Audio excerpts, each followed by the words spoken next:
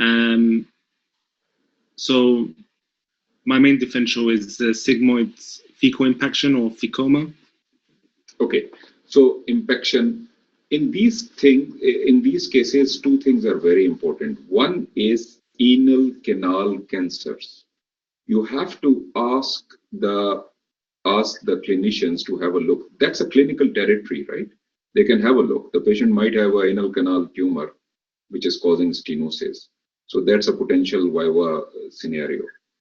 Otherwise, in this particular case, there was no anal canal or anything. This is a case of pseudo-obstruction, chronic pseudo-obstruction.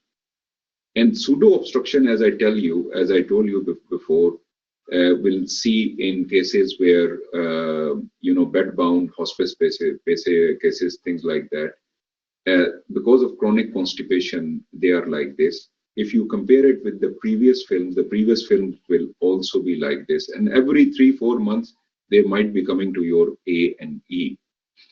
And in these, the criteria for dilatation is different, as I told you in the table. Up to 22 centimeter has been documented.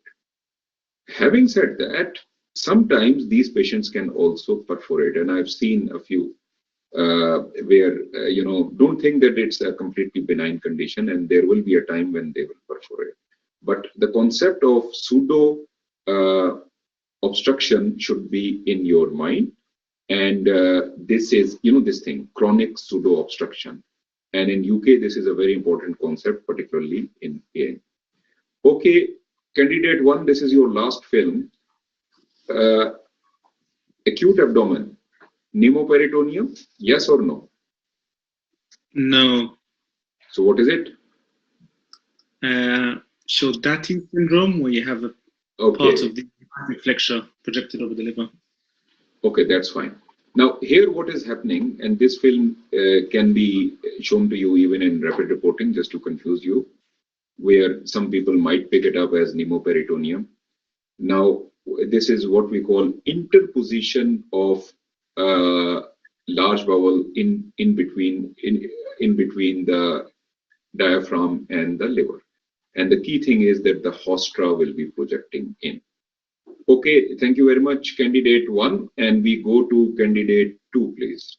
Raise your hand.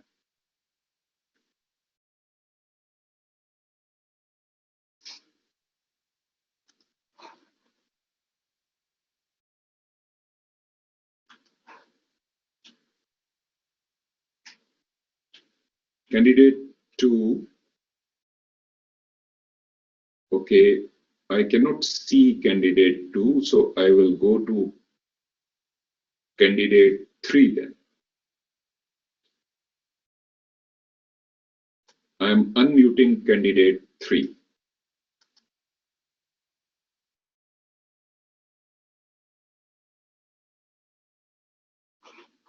Candidate 3, can you hear me? Yes. Okay.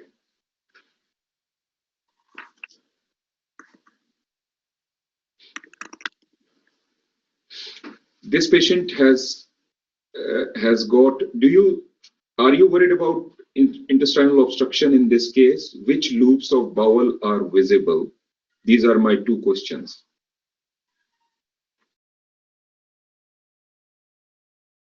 I think these are dilated large bowel loops. Mm-hmm. I think the caliber of the bowel is within acceptable limits for large bowel. Therefore, I am not worried about obstruction. Right. Now, if you go back to the basics, this is a very tricky film. Actually, you remember, how do you differentiate between small bowel and large bowel loops? Picture frame is why you are confused in this case. Picture frame is one thing, where large bowel loops are at the periphery and small bowel are in the center. Then is haustra versus vulvally conniventes. Mm-hmm. And these are vulvally conniventes. These are not haustra. So that's the key thing. And they are really dilated. And if you see here, this is small bowel. actually there might be something here, but if you see, there is nothing in the rectum. So beware of severely dilated gas-filled small bowel. And the teaching point or learning point is to differentiate between vulvally conjunctives versus Hostra. The same case, I am showing you erect film. As I told you, there are no chances, but if an examiner asks you this question, this film will help you. So how will you describe candidate 3, this film? You know, this is the same patient, by the way.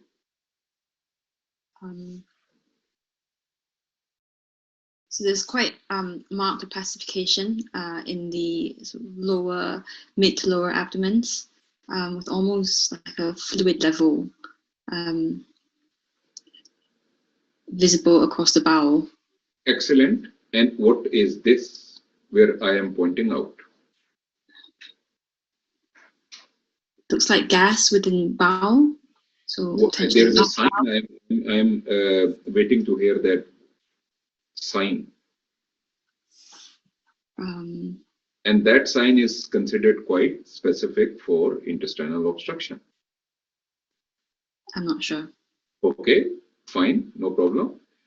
Now, on an erect film, what happens is that you will get what we call fluid levels or air fluid levels, air fluid levels. And there is a lot of literature on this, so I don't want to go into that. The only thing is that this is known as string of bead or string of birds, string of pearl sign. Now, this is another patient, by the way. This is not the same patient, but just to emphasize, let me go to, okay, there will be another film where I will teach you once again. What happens is, string of bead or string of pearl sign is an exam sign of intestinal obstruction. Basically, when there is significant amount of fluid filling of the obstructed bowel loop, there is limited amount of gas bubbles. Now, these gas bubbles are in between two vulvally conjunctives. So they will give you this kind of appearance. This appearance can be seen on an erect X-ray, or it can be also seen on a CT scan. And when you see it, call it. It's considered quite specific for small bowel obstruction. And this, whatever is on this slide, there are a few viva questions which have been asked in the exam. As I told you in the beginning also, adhesions are the most common cause. These are the causes which you have to remember. Again, this is a viva question. Adhesion 60% is the most common cause. Please also remember the concept that 80% of them might resolve. So this is important. And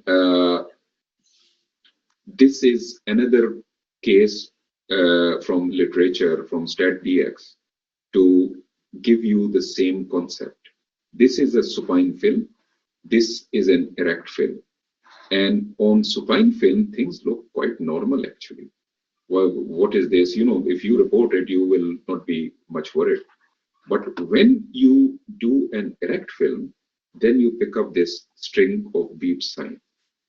This tells you what is happening. Actually, there are dilated loops of small bowel and trapped air bubbles giving you this appearance in between the vulvally conjunctives.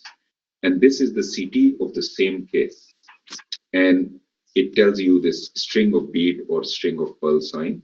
So this is important to remember. Okay, candidate 3, your film. This patient is 57 with constipation. Can you tell me which loop of bowel is this? You know, anatomy wise, small or large bowel? It looks like large bowel. Excellent, well done. So these are Hostra. So this is large bowel. Is there gas in the rectum? I can't see any gas in the rectum. Excellent. So what will be your conclusion here? I think these findings are concerning for sigmoid volvulus. Okay, but why did you say sigmoid volvulus? Because please remember, sigmoid volvulus, the margins will be without hostra. You know, there are very limited hostra, 1 or 2 in sigmoid, and when it is dilated, even those are not seen. So remember, it's a very important point for your exam. Ahostral margin. This is one of the key things in sigmoid volvulus, right? So this is a large bowel loop, but it is something else. So in this case, we did a gastrographin, and what is your finding?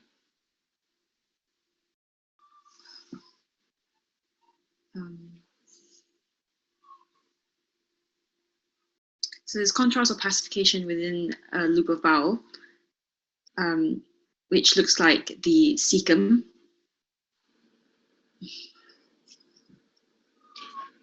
So let me take you through it. This is the rectum, right? And we are going into the sigmoid.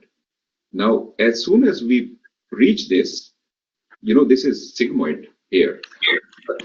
This loop is projecting behind it. So what is happening here?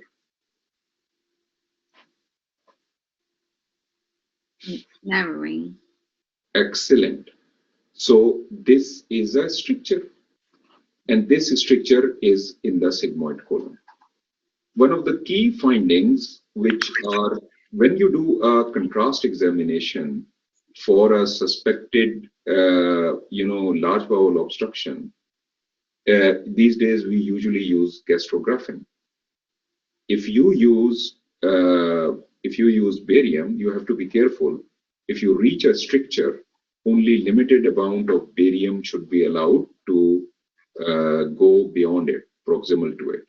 But do you think, what is your final conclusion? What is happening, benign or malignant? I think this is malignant. Excellent. And why do you say that? Because there's shouldering of the... Excellent, well done. So this is a classical apple core type of a stricture with shouldering and overhanging edges.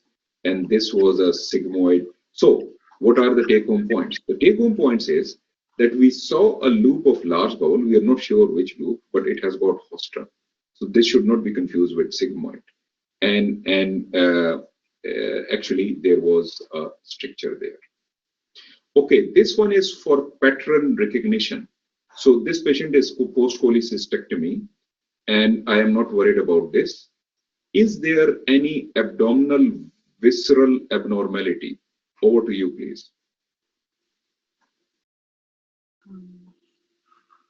The spleen looks enlarged.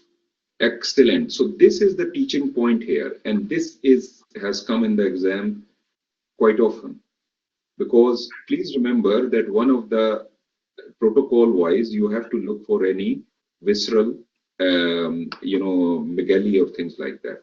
And here, this is the spleen, and this spleen is enlarged.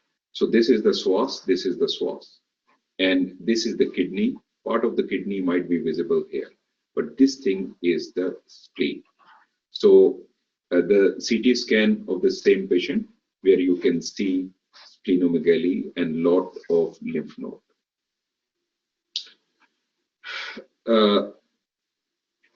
An MR of just to show you the same thing, and plain film of another patient.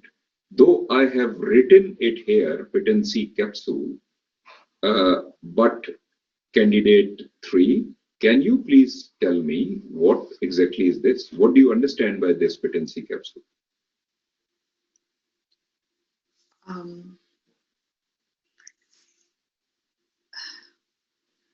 Have you ever seen it? No, I've never seen it before.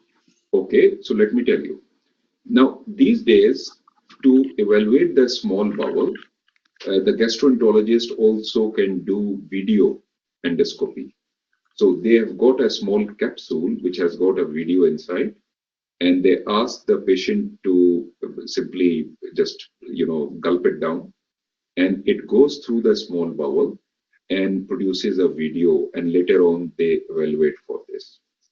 Now, before that, they have to make sure that there is no stricture. So usually they might do an MR enterography, etc., that there is no stricture. But even whatever we say, they will do. This is made up of a radiopaque material which is dissolvable. It is biodegradable, but initially it is radiopaque. So they ask the patient to take it, and then they take plain film, let's say the next day, and it has to go beyond small bowel, and that is a indicator that there is no stricture. On the other hand, if it stays inside, means there is a stricture. And if there is a stricture and they have done capsule endoscopy, then they will have to do surgery because of that. So I just wanted to show you, because in this era these are being used very often, so all candidates should know and the concept behind it. Patency capsule. Candidate 3. Over to you. Anything in the soft tissues? Do you see anything? So frontal radiograph of an abdomen, there is increased soft tissue density bilaterally, but predominantly on the left side of the abdomen. Yeah. So you have picked this up. Very good. Well done. Now, what is your differential?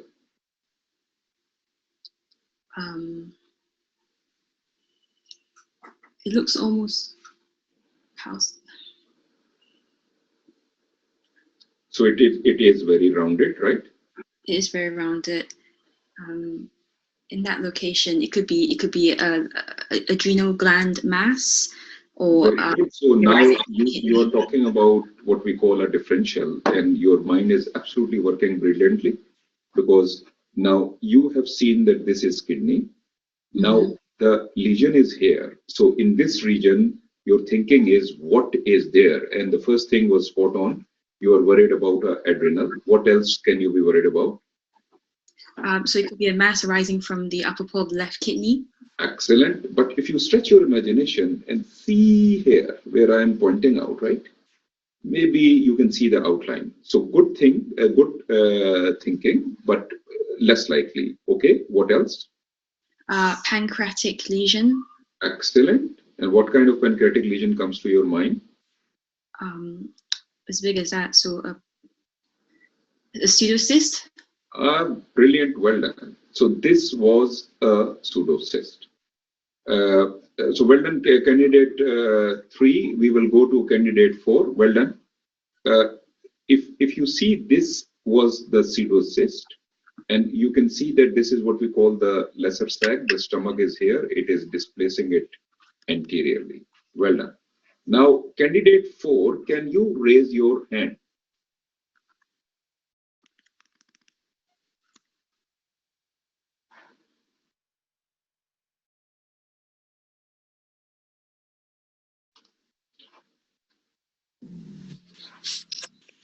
You are with us?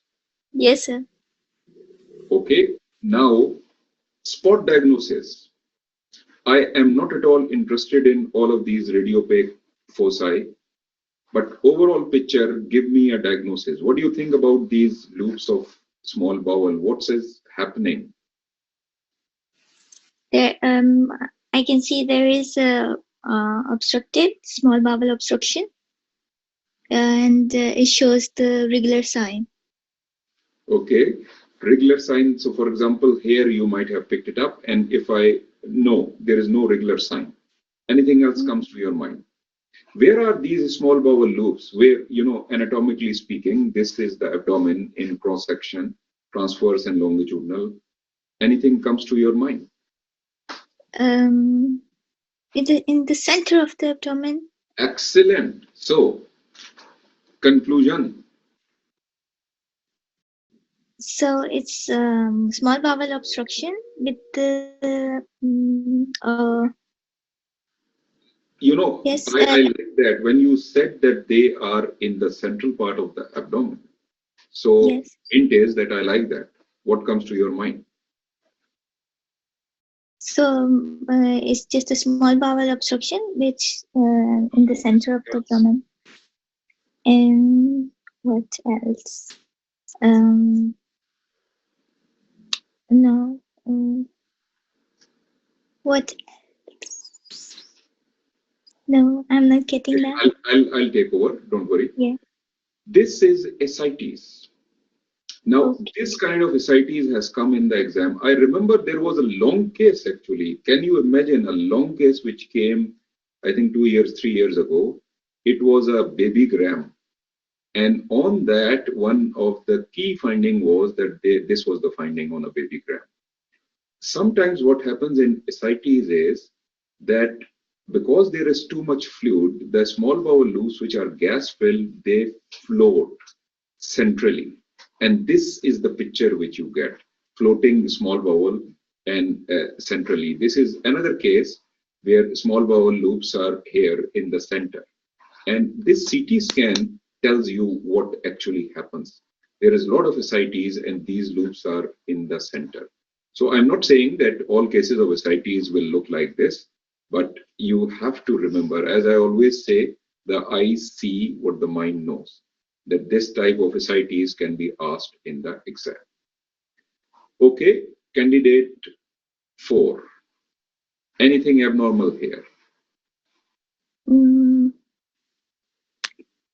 Okay, that's the erect abdomen in which I can see there is continuous diaphragm sign. No, don't worry about this. Okay, so Anything in this? there is a soft tissue mass I can see in the epigastric region. Okay, you look carefully. Of course, maybe the projection is not very clear. But having said that, you have picked up this thing, right? What comes to your mind? What can you describe it? Yeah, there is a soft tissue opacity in the left under the left heavy diaphragm region, which is irregular in margins. It's not. I can't see any calcification in it. It's located in the area of the. Okay, so this I'll give you a very interesting hint. I think this is from BMJ, and this is a case report. This X-ray was done at Heathrow Airport, and this patient, according to that case report, was then spending time in Chelmsford jail. Now over to you. Ampules. Yes. So if you see here, this is a body packer or a drug mule. So what they do is that they use, either they use latex gloves. For example, these are fingers, of the latex gloves, which are tied together. So what happens is that the beam of X-ray, if you see, it gives you a crisp and sharp outline where I am pointing out. This is the outline of it, or they can also use condoms. So this is what they do. This is body packer, and this is another case from literature. And this is, we also call them drug mules. And this is a better quality picture, which gives you the same appearance. Look for this. It's a very, Aunt Minnie type of. If you see it, you see it. And if you don't see it, you have never seen it, you will never pick it up. So it is another example.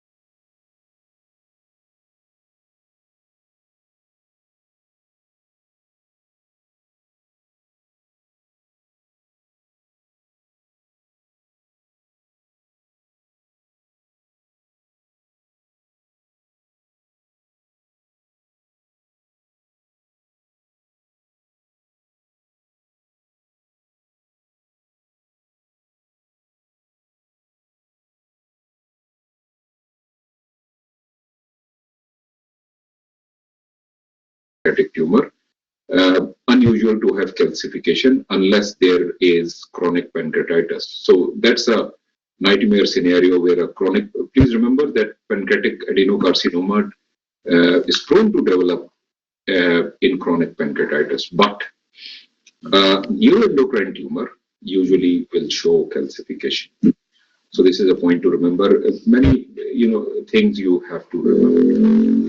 Many of these things you have to remember because it can also become a sort of a long case.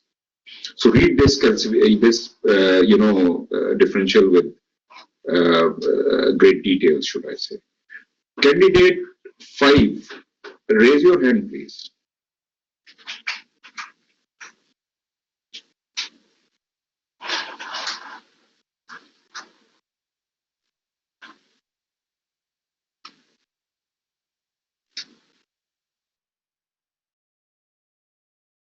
I cannot see candidate 5.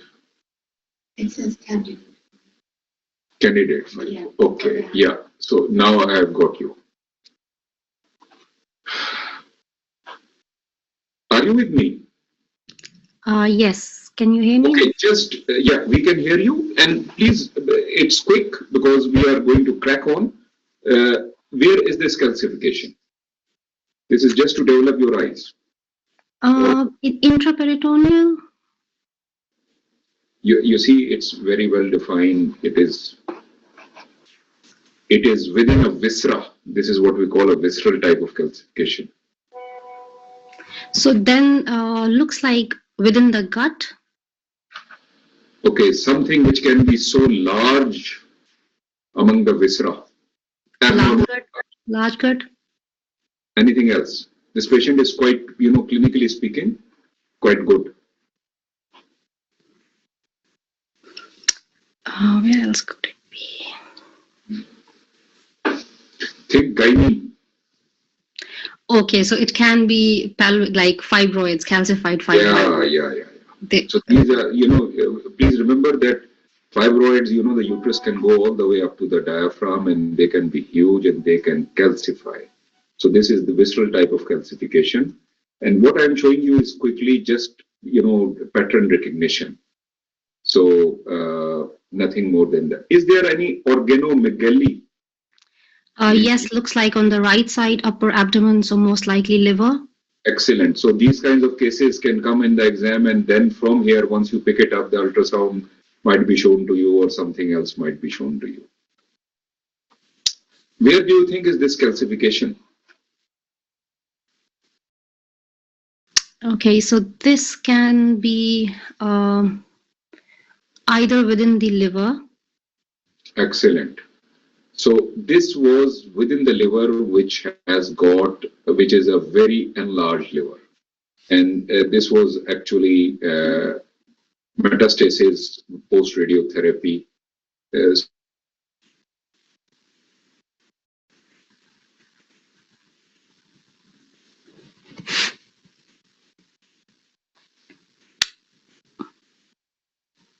So they have calcified, but there. Metastasis, you see this metastasis? A calcification within a mass. So it can also happen. Where is this calcification? Okay, so this is in the left upper quadrant. So I can think of a spleen, calcification within the spleen, or I can think of if a large mass within the adrenal, but it's a bit high and more laterally. And I can think of something within the pancreas. Okay. Same case. Okay, so this is a barium contrast meal, which is opacifying the stomach, which appears to be a narrow lumen, and there is cross thickening. This is like a typical appearance for linitis plastica. So where is that calcification? So that calcification would be within the stomach. So it. Yeah, actually you can see it. You see from here to here is that thickening. Now you can see. If you go back, this is that calcification, and look at the shape of that calcification. It goes with the stomach. Very unusual case. I'm not expecting that you will pick it up, but just to develop your eyes, that sometimes these kinds of things happen. And the basic thing is that this is linitis plastica. And we will cover it in the next session in detail, where there is loss of distensibility, and you can see that there is mural thickening also.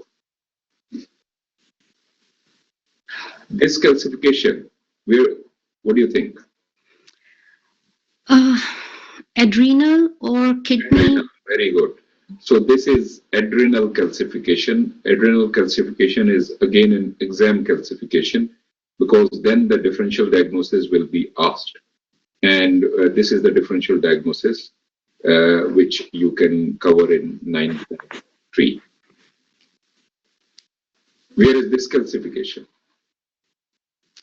So it's in the left upper quadrant as well. So pancreas, a pseudocyst, calcified pseudocyst, or... Excellent. Okay. So this was a pancreatic pseudocyst, and this one is sort of calcified. Where is this calcification? In the region of kidney, left kidney. Look at the shape. Quite difficult to actually... Do you see that how is the shape here? There is something here, snake, serpentine, tortuous. What comes? Could be vascular calcification. Yeah. So in this region, what kind of vascular calcification? Actually, you will see it very commonly in old age patients. Splenic artery? Yes. So this is, please remember that splenic artery is very tortuous, and it is classical like this, that where you will see this calcification as well as its tortuosity. What is this? So this could be aneurysmal aorta calcified. Yes, and this is an aortic calcification of aortic aneurysm. What's happening? This most likely is calcified gallbladder. What do you call this thing? Porcelain gallbladder. What do you advise? What will you advise? Why? What This is worrisome because it mostly develops gallbladder carcinoma. So it would be urgent to do a CT scan. Okay, that's fine. And even you see on the CT scan, you will see the same thing. You might see a tumor, might not see a tumor. Even if you don't see a tumor, what are you going to advise? So this has to be like removed there and then. So cholecystectomy. Cholecystectomy, you have to advise a cholecystectomy. If you see latest literature, you know the original literature was quite emphatic about development of carcinomas. Some of the latest studies, they are not all that supportive. Having said that, the concept stays. The percentage of patients who develop carcinoma has reduced in latest literature. Having said that, the answer is in the exam and in your clinical practice, you will advise a elective cholecystectomy. This is your last case, and then number 6 should be ready. If you can tackle it as a viva film, and I'm listening to your description, please. Over to you. Okay, so this is a plain X-ray abdomen frontal view of an adult patient. I can see multiple dilated bowel loops predominantly in the center of the abdomen. In the pelvis parts, one of the bowel loops is like I can see the wall in and outside as well. So I'm suspecting it to be a regular sign and pneumoperitoneum in this one. Okay. So anywhere else, do you see any signs of what we call pneumoperitoneum? Your diagnosis is correct. Okay, I can, other than the regular sign, within the hepatorenal angle, Morrison's pouch. Excellent. There is a triangular cap sign. Okay, well done. You can mute yourself. I'll take over, and candidate 6 should be ready after this film. Now, if you see here, in your exam will always be shown on a supine abdominal film. In an FRCR level, nobody is going to show you a chest X-ray for that. So regular sign is one of them, where you see outer as well as inner surface of the small bowel. I warn you, when small bowel loops are dilated and distended, and they are projected over top of each other, at times we get what we call a pseudo regular sign. So you might confuse it. Now, so this is regular sign. Then within the now we are going into the world. What are the signs of pneumoperitoneum on a plain film? And you can see at times gas accumulated. For example, here it is, subhepatic region. You can see this gas here. It's known, and there is gas here also. So these things should be in your mind. Now this is free gas under the liver, and this is an exam sign where falciform ligament is outlined by the gas. I'm sure all of you know this, and you have to point it out to the examiner that this is what it is. Okay, candidate 6.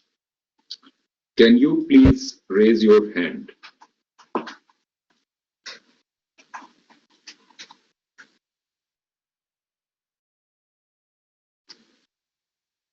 So I have clicked you, and I hope it's worked for you. Are you with us, candidate 6? Yeah. Okay. This is my favorite film. Over to you. So it's a frontal chest radiograph as well as abdominal radiograph, which is demonstrating there's no free air under the diaphragm on this abdo X-ray AP ract. However, I can see there's a dilated dural bulbs in the abdomen. This in the center of the abdomen, there's a round gas shadow. You have picked up this shadow. Well done. Yeah. And can't see any. There probably is a regular sign, a hint of regular sign adjacent to this shadow. Not convincing though. So, this film is not. I mean, ideal, but I would have liked to see the lateral walls of the abdomen as well as the stomach to see whether there's a gas under the liver or falciform ligament is marked. Also, I can see the probably gas. I will stop you here. Now, basic thinking on a plain abdomen film, as I told you, when you pick up any gas, you have to ask yourself, is it in the lumen? Is it outside the lumen? Or is it in the wall? You have picked up this rounded shadow. Now, if you see here, this is the transverse colon, right? What is this? That's stomach. That's stomach. So is it in or outside? That's in the lesser stomach. That's outside, extraluminal. So what is the conclusion?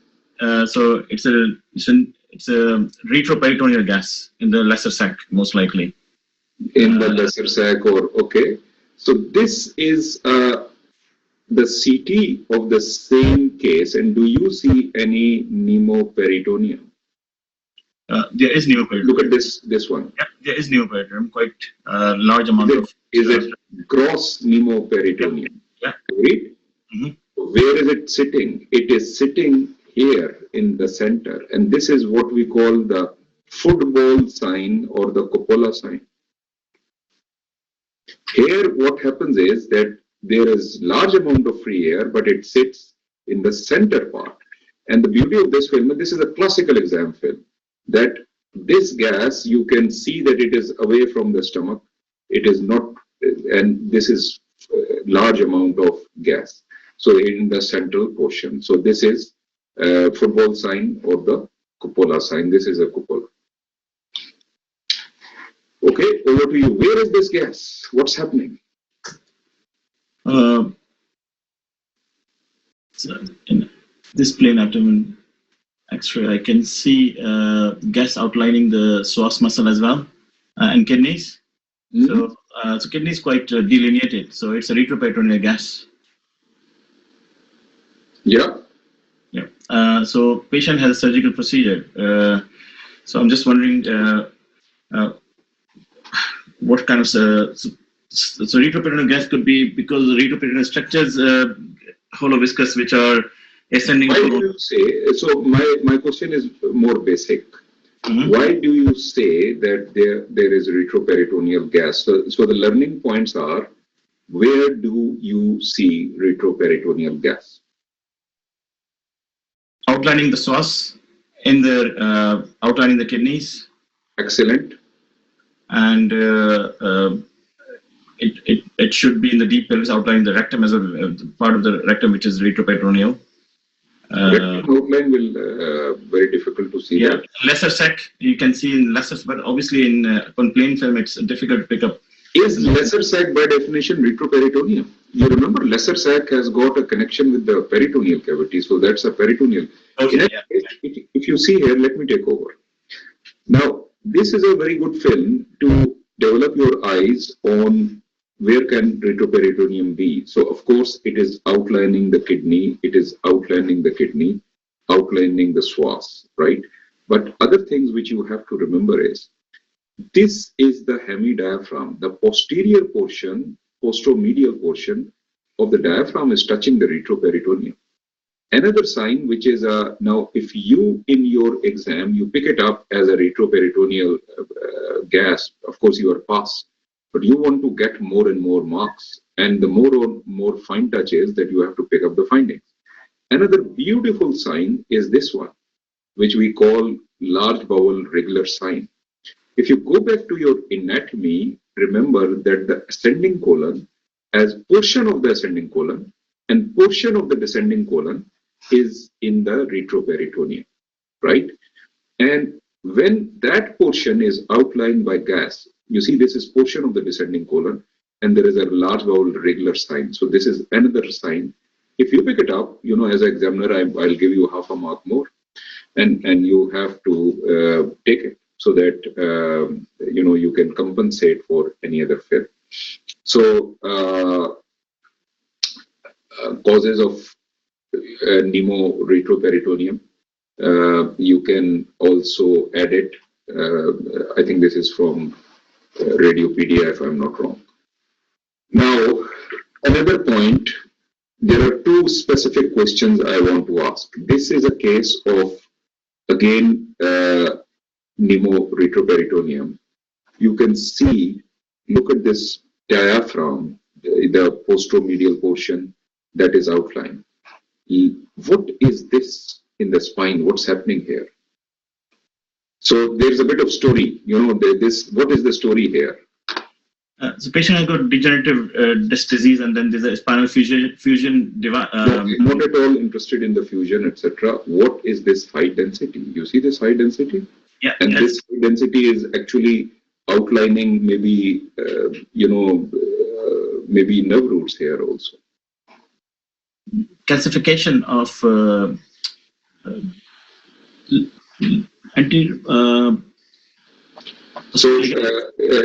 hint story, and the story is that this is something which was done in 1980s.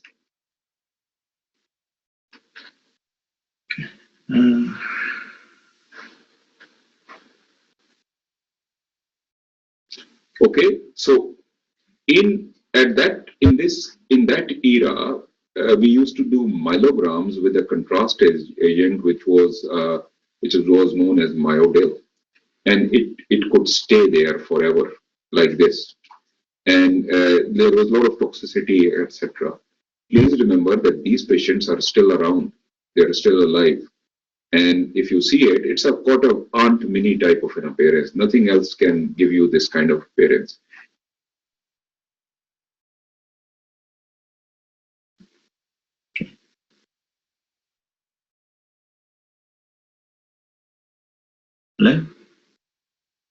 Even the nerve root is out. Rapid reporting. Yes. Hear me. give the leg. Sorry, yeah, connection leg. Okay, now rapid reporting, normal or abnormal? Abnormal. There's a gas underneath the right hemi diaphragm. So it's peritoneum. And do you see anything in the chest? Gas anywhere?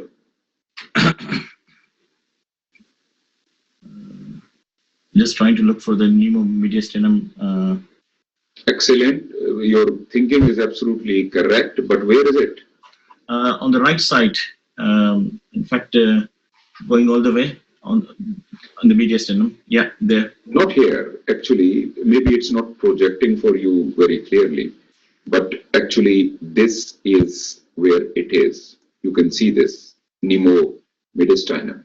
The learning point here is just the same thing.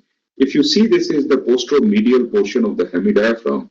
When it is outlined by gas, and when this is outlined by the gas, anatomy is that this can be retroperitoneal gas. If you see here, this patient has got outline of the psoas like this. Now, I will show you a case.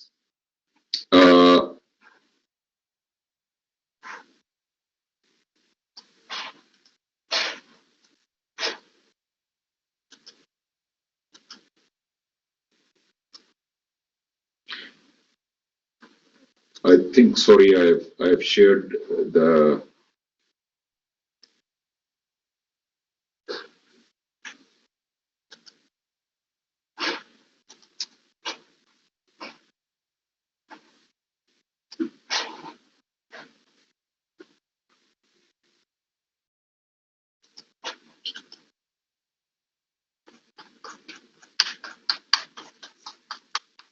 So I'm showing you this case just to develop your concepts and your eyes on the concept of pneumomediastinum and retroperitoneum, etc. Now, if you see here, number 6, can you see a CT scan? Yeah, I can see. Okay, so I'll just give you what I wanted to show here is that if you see here, you have got pneumomediastinum here. Now, what is happening? That pneumomediastinum. Now, do you see how it is going just along the crust of the diaphragm? Yeah. And now it is going into the peritoneal, the retroperitoneum. It is outlining all of these retroperitoneal structures. So the kidney and the psoas, and this is what you see in the plain film. Another thing, another concept which I wanted to show you. You remember that I told you that portion of the ascending and portion of the descending colon is in the retroperitoneum. So here is the proof that portion of this ascending colon is outlined by the gas here. So gas bubbles are going, and similarly, if there was gas here, it would have outlined.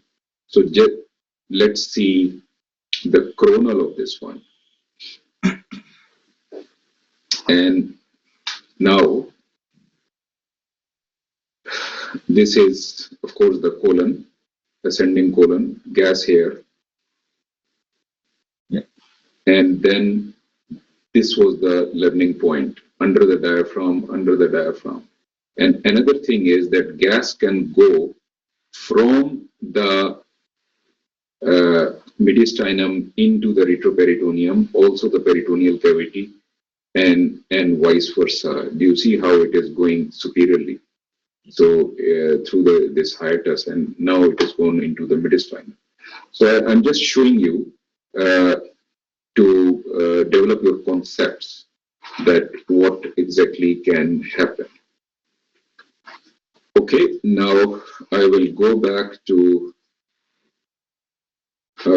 my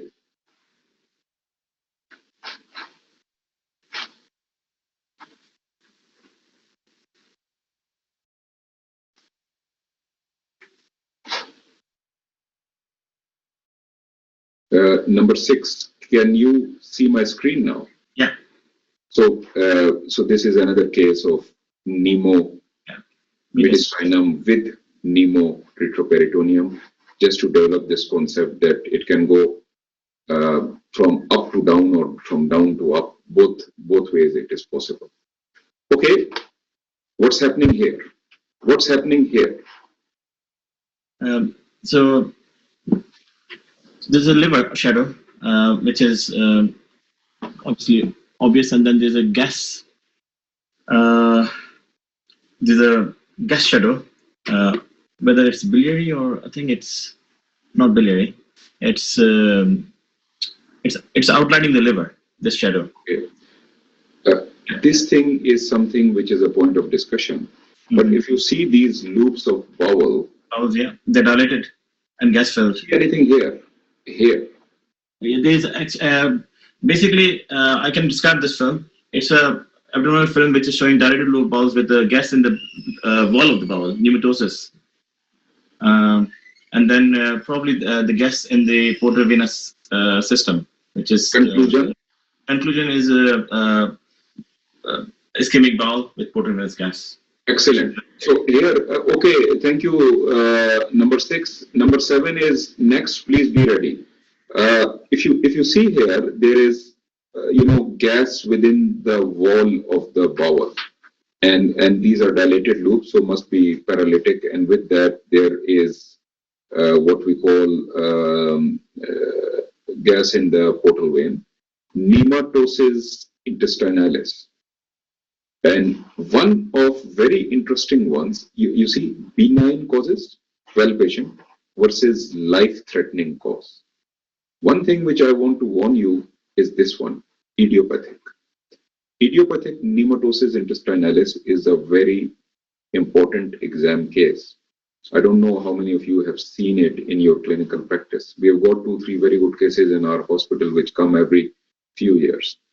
And these patients will have bubbles of air in their small or large bowel within the wall. They've got a pathognomic radiological findings. And if you see it once, you are never going to miss it. If you don't know it, you are never going to pick it up. What happens is that these bubble of idiopathic means we don't know what has happened. And these bubbles, they might burst, and these patients might come to the hospital with pneumoperitoneum. But this pneumoperitoneum is what we call pneumoperitoneum without any peritonitis.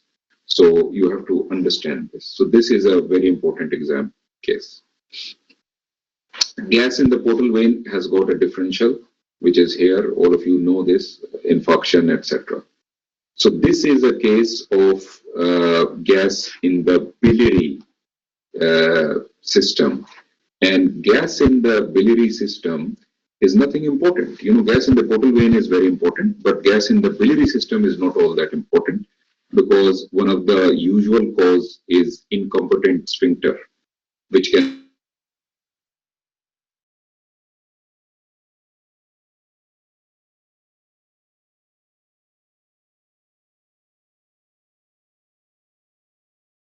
happen in old age. 7, are you with us? Can you raise your hand?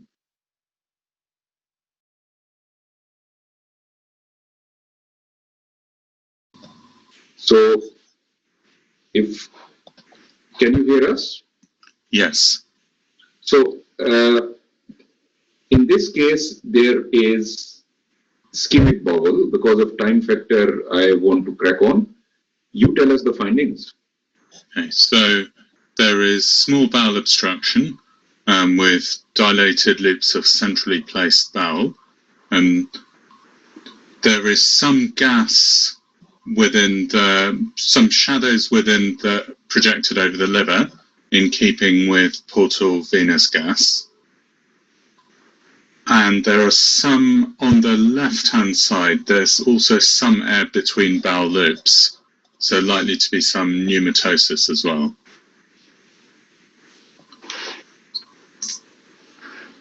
Right.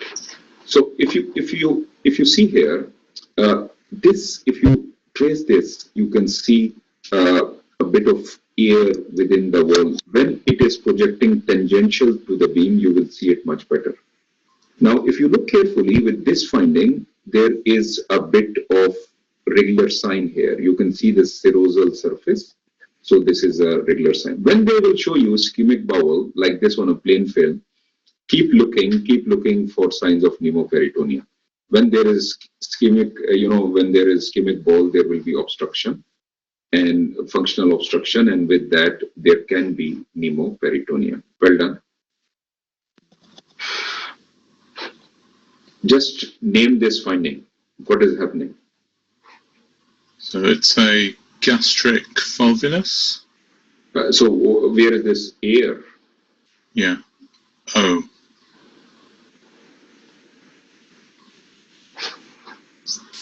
No. So there's air around a dilated hyperdense structure in the... That is the stomach, you were right. Yeah, stomach. The point is that where is this air? So the air must be peritoneal. Can it be within the wall? It could be. So that could be a pneumatosis of the stomach. Yes. Now, what is the concept? The concept is that, by the way, this is a contrast examination. Part of the contrast has gone, there is a bit of gastric outlet obstruction.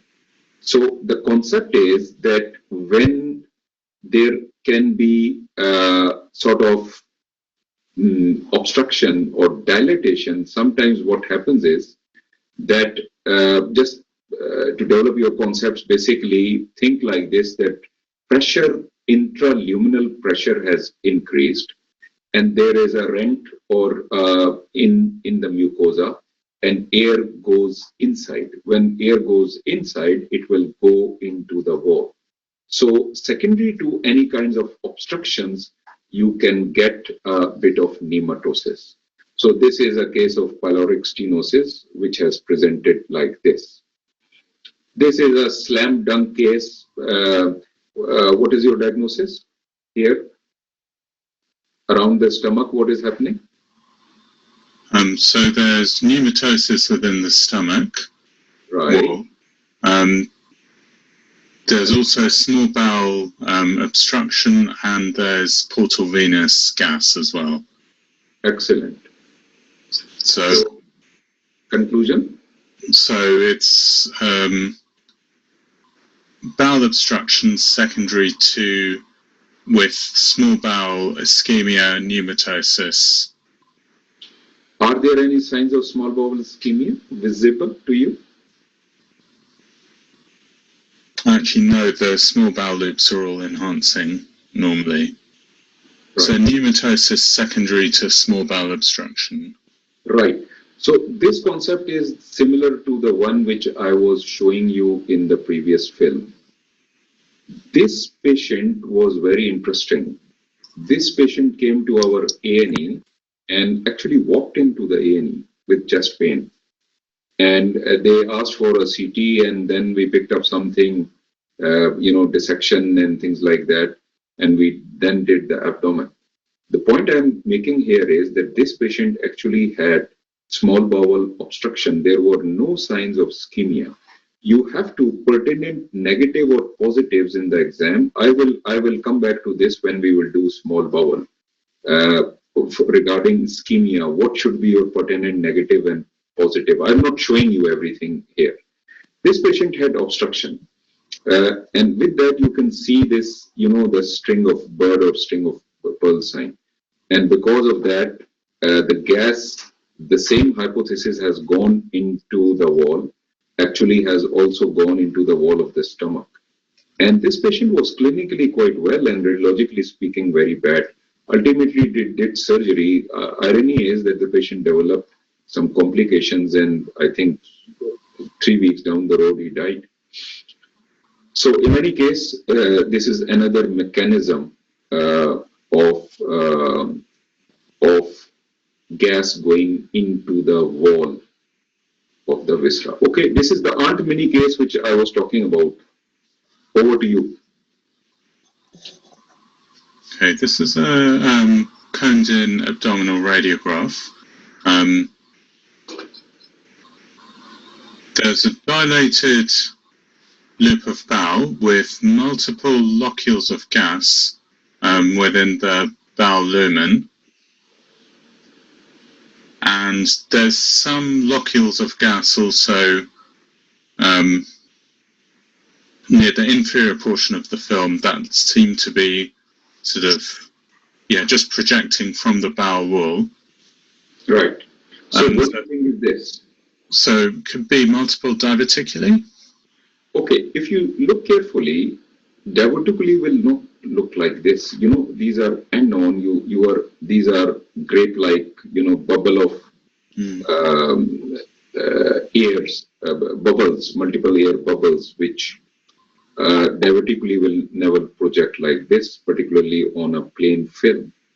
And the key thing is that some of them, when you see tangentially, they are projecting outside.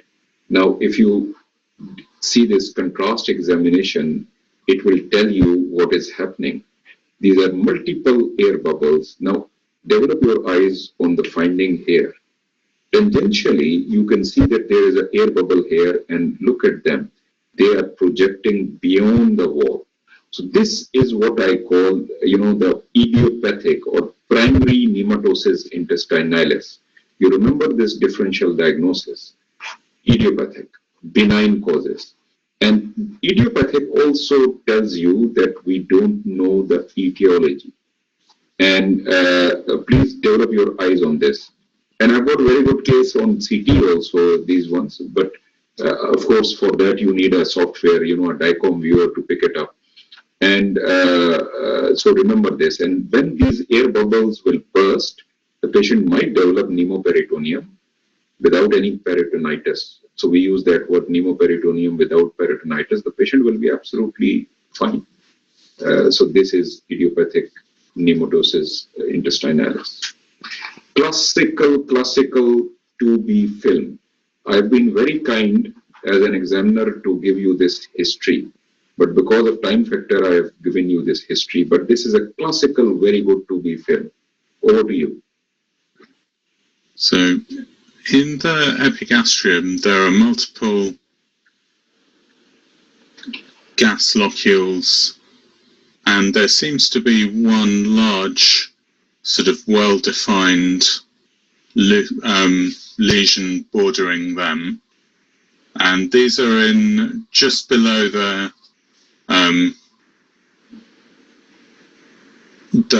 rib cage, so it's at the level of the pancreas. There's no evidence of bowel obstruction, so these features, the differential for this could be a large pancreatic pseudocyst. Right. If you see here, this is the stomach. This is the transverse colon. There is gas here. Look at this bubbly type of an appearance. With this history, what else can it be? On a CT, what do you think? Oh, so it looks like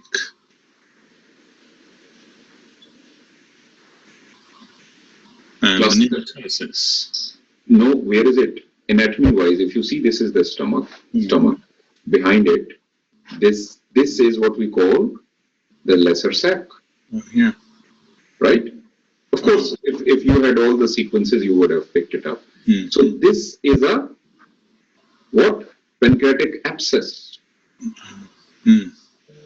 Right? This bubbly appearance. This is a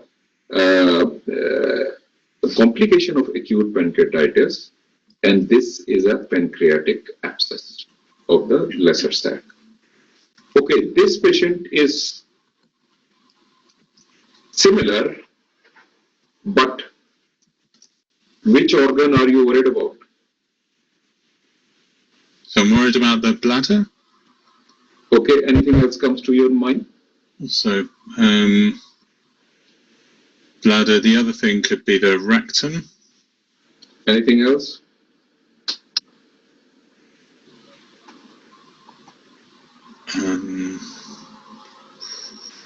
Okay, so the patient came from a maternity ward to, she was discharged from a maternity ward a few days ago. So, yes. So it's be the uterus, and it could be an infection secondary to retained products of conception. Absolutely. So what we call the puerperal sepsis. Of course, it's very difficult, but you have to stretch your imagination. What is happening? So this patient, of course, is status postpartum. So the uterus is still large, and with that, there is gas here. So she's very sick. Thank you. So next is candidate number 8. If you can raise your hand, please.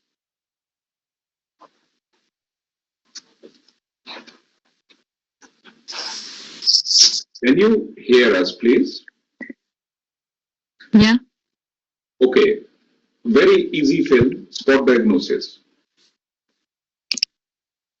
So on this frontal chest radiograph of a skeleton mature patient, there's a large gas hollow viscous, which is occupying the right upper quadrant, starting from the right iliac fossa. It hasn't got any hostra within it. I can see some hostra, although on the left lateral side. So my diagnosis for this is likely to be volvulus, and I can't see any pneumoperitoneum. And excellent, excellent, well done. Conclusion. So as this patient has got a volvulus, so I would relay the findings to the clinical team, and then. Which kind of volvulus? I'm here. I'm trying to hear which part of bowel you are talking about. Volvulus. Sigmoid volvulus. Excellent. Okay, well done. I'll take over. So well done. So this is what we call the coffee bean sign. A coffee bean sign where you can see that this, volvulus of the sigmoid, actually this is an old film, but it gives you the concept in a much better way.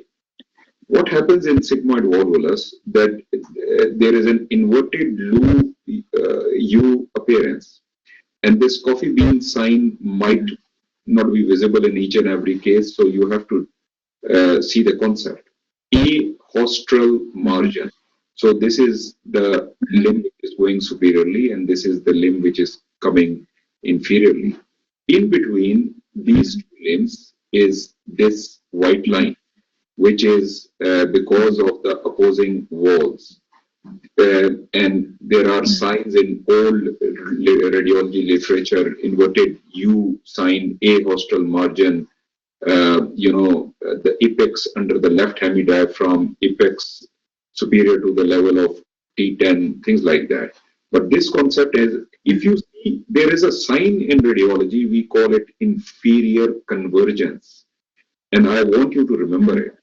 If you stretch your imagination, this is the outer line, line 1. Number 2 is the line of opposing walls, number 2. And there is the third line, which is the line of this loop, which is descending down.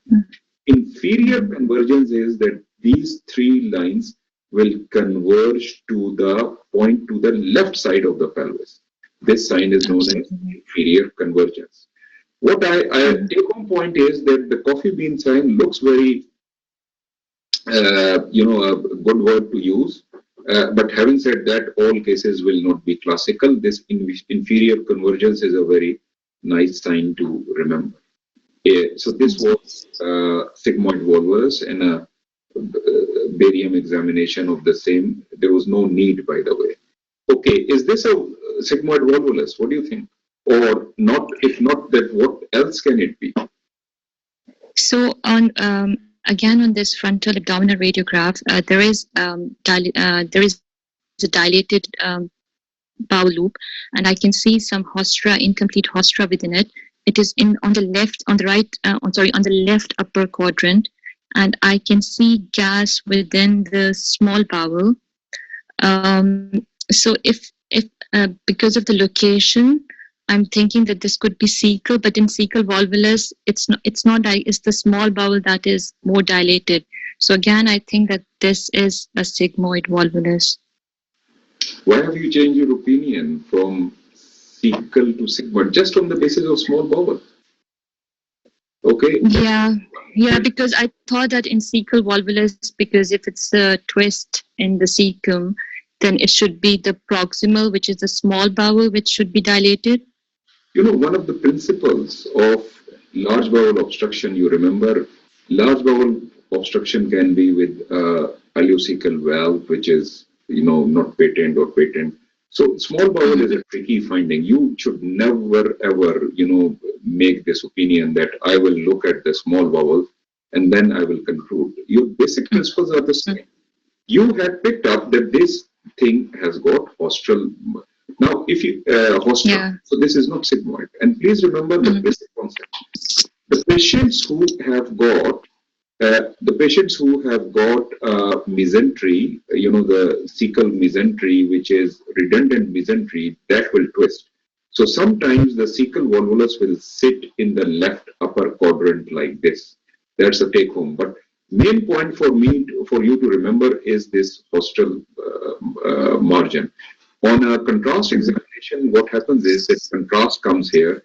And if you look carefully, this loop, there is no contrast. So there is a twist here. And again, you can see hostra. So this was a cecal volvulus. Okay, what do you think is happening here? So there is a pneumatosis intestinalis because I can see air within the bowel wall. That's it. That's projected. No. It's the gallbladder. It's the right upper quadrant. So it's air within the gallbladder. Yeah. So this is a emphysematous cholecystitis. What do you think is happening here? So on this one, again, I can see some thumb printing because there is edematous bowel wall, and I can see that loop in the left iliac fossa, and I can see some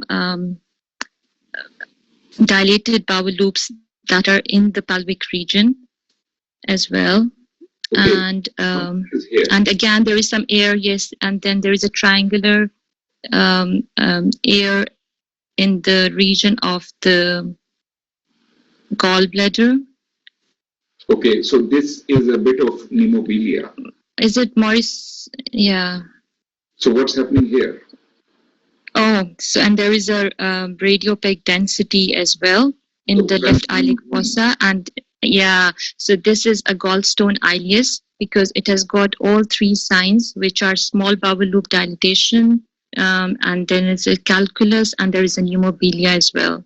So it's a small bowel obstruction secondary to gallstone. Excellent. This is an erect film, which just to develop the same thing, you see this string of bead sign, a string of pearl sign, dilated loops, and this is inside gallstone ileus. So we finish this, and thank you very much, candidate 8, and we are going to candidate 9. I will crack on for next 5-7 minutes, and then we will give you a break. So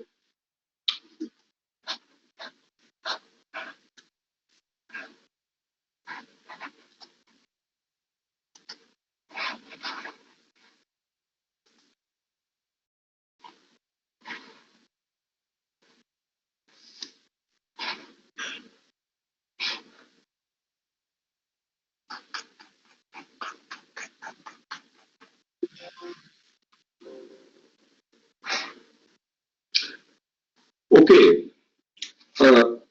is it projected? No, sorry, I think I have not shared it correctly. So let me try it again. Screen share.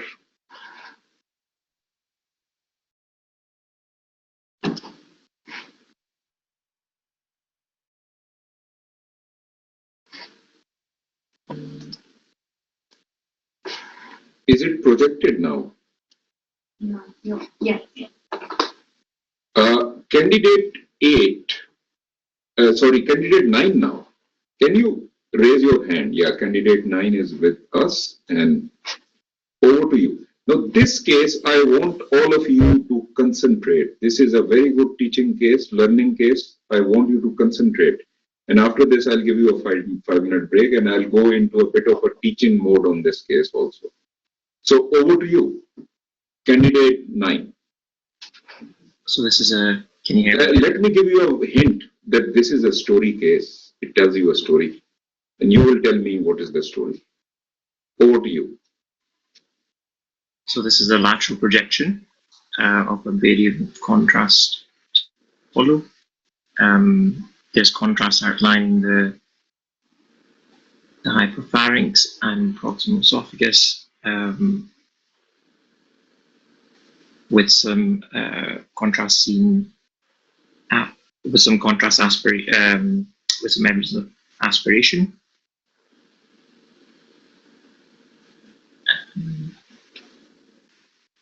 There's impression of filling defect at the level of C2. Don't worry about filling defect. So you have picked up some aspiration. What do you think is happening? Let me ask you, why has this examination been done? And this is, have you picked up the story?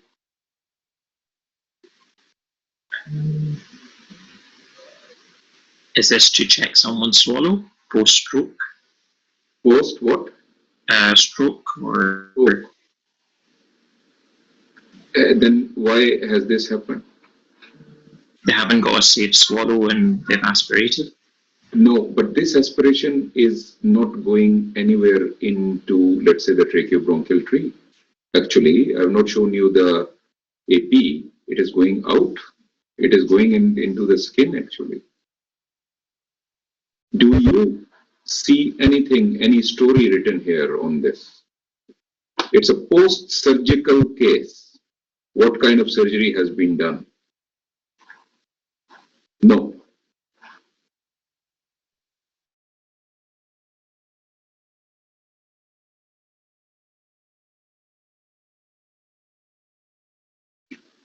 Okay, fine, don't worry. The point is that it's a difficult case, but the but is it has come in the exam quite a few times. He's muted. Oh.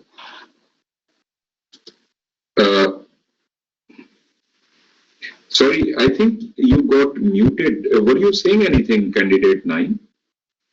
Yeah, sorry, I was, I got muted. I was saying, is this, has it been some sort of esophagectomy or? Excellent. So good thinking, and I will take over, right? All of you, if you can concentrate on this, because this is a very good teaching case.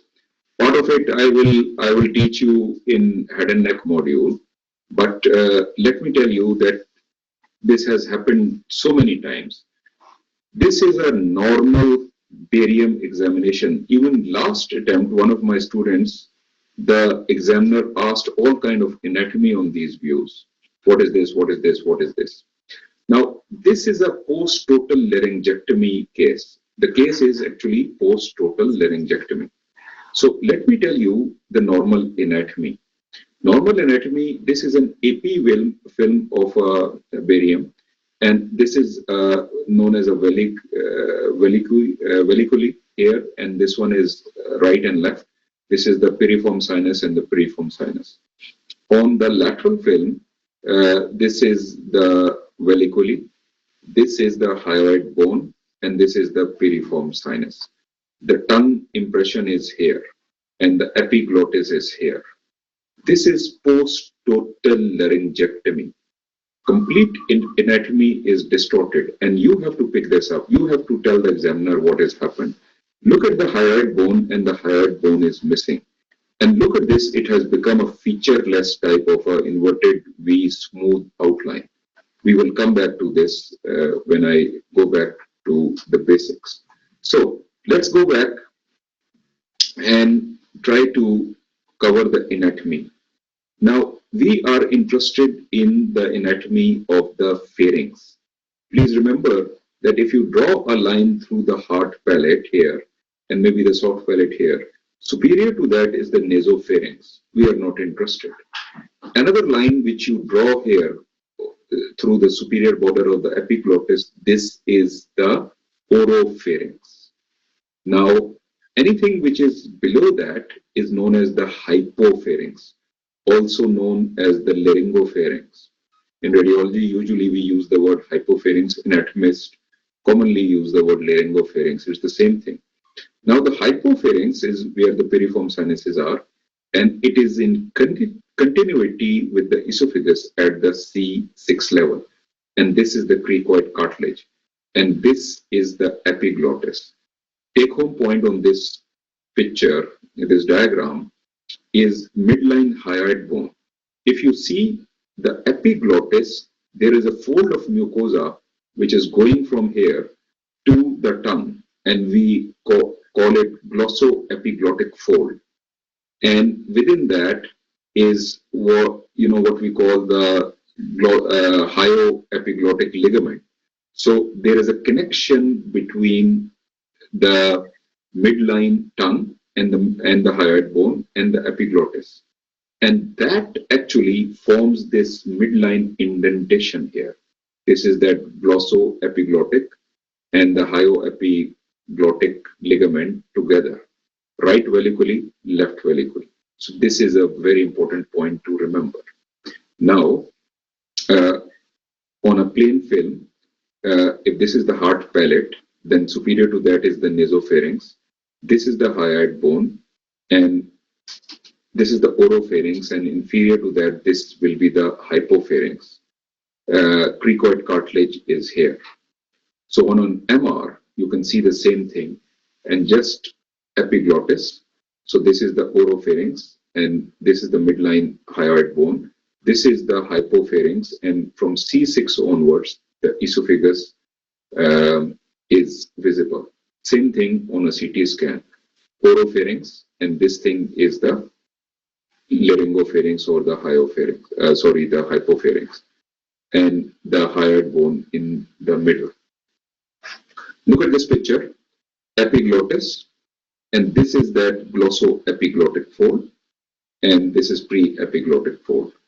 And on an axial diagram, same thing here, epiglottis, and this is the glossoepiglottic. This space here is the valliculi, this is the valliculi. This is the piriform sinus, this is the piriform sinus. Take home point, valliculi are anteriorly placed, piriform sinus is posteriorly placed, and piriform sinus ultimately is in continuity with the esophagus. And this is how it projects on a lateral, and this is how it projects on an AP film. Anatomy of the larynx I'll teach you in the head and neck module. So look at this picture now. And now you can understand it's a featureless. Where is the valliculi? There is no valliculi. Where are the piriform sinus? There is nothing there. And where is the hyoid bone? It's missing. Take home point is that this is a status post total laryngectomy. We will learn this in the head and neck module. But when there is, invasion of, let's say, the cricoid cartilage, they have to do a total laryngectomy. There is a concept of partial, and there is a concept of total laryngectomy. So then you will get this featureless type of upper esophagus. And you have to tell the examiner that this is what has happened. Now, why do they ask this in your exam? Because these patients usually are old age patients, and they will also have radiotherapy. Because of post-radiotherapy, it's very common for them to develop fistulas. And these are cutaneous fistulas, and that is why they will end up with you for contrast studies. This was a gastrographin, by the way, but similarly, you can do a barium also. And this is cutaneous. The fistula is visible. They just want to see the outline and tract. So this is why this becomes a story film. Historically, now I'm going into a slightly different world. This is esophageal carcinoma. And historically, people have even pulled up small intestine. This is a historic film. I don't think so anybody does it now, because they will always, part of the stomach might still be there. But they have pulled up whole of the small bowel. But with that background, look at this. And this you have to remember for your exam. That the patient has got, some sort of esophagectomy has been done. And then a portion of the stomach. This is the new stomach. And radiologically speaking, there can be films in the exams which can come and have come. So I don't have any such example with me, but this is a very good example from StatDX. And I just wanted to show you, because in the exam tip, beware of post-surgical appearance. So I have shown you, total laryngectomy appearance. Beware of this, esophagectomy. And similarly, in the stomach module, I will show you Billroth 1, Billroth 2, etc., which have come in the exam. They might show you a plain film like this, in which you will say, oh, there's a mediastinal mass and things like that. And there might be some stigmata or some evidence to show that this is post-esophagectomy. And you will be stretching your imagination, what can it be? And actually, it's simple, post-surgical. So this is exam tip to remember. Remember post-surgical appearances. This is a CT. Okay, we stop here, 5 minutes break, and when we come back, then we will continue.